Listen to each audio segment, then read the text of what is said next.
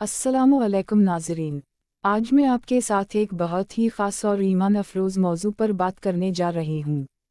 ये महीना है रबी अल-अव्वल, वो महीना जिसमें दुनिया को सबसे बड़ी नेमत अता हुई, हमारे प्यारे आका हज़रत मोहम्मद मुस्तफ़ी सल्लल्लाहु अलैहि वसल्लम की वलादत बासआदत। रबी अल-अव्वल की आमद से ही दिल में रोशनी और सुकून भर जाता है। मुसलमान घरों को सजाते हैं, महफिलें करते हैं, दरूद व सलाम पढ़ते हैं और इस महीने को रहमतों और बरकतों का महीना मानते हैं। नाज़रीन, आप ज़रा सोचें, वो लम्हा कितना अजीम होगा जब इस दुनिया में रहमत अल आलमीन सल्लल्लाहु अलैहि वसल्लम तशरीफ़ लाए।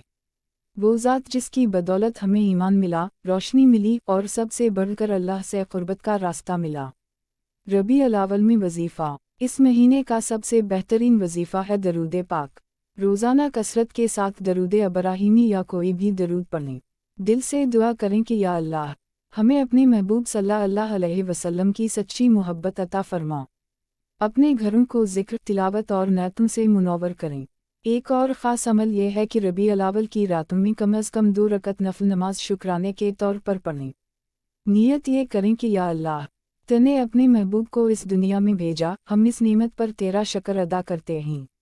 नाज़रीन, रबी अल-अव्वल हमें ये सबक देता है कि हम अपनी ज़िंदगियों को रसूल अल्लाह सल्लल्लाहु अलैहि वसल्लम की सीरत के मुताबिक गुजारें। अगर हम सच बोलें, इंसाफ करें, वालिदैन की खिदमत करें और दूसरों के साथ नरमी इख्तियार करें, तो यही असल मोहब्बत रसूल है। आखिर में मैं आप सब से पूछना चाहती हूँ, आपके ख़याल में रबी अल-अव्वल को मनाने का सबसे बेहतरीन तरीक़ा क्या है? क्या आपने कभी दरूद पाक की कसरत के बाद अपनी दुआओं को कबूल होते देखा है?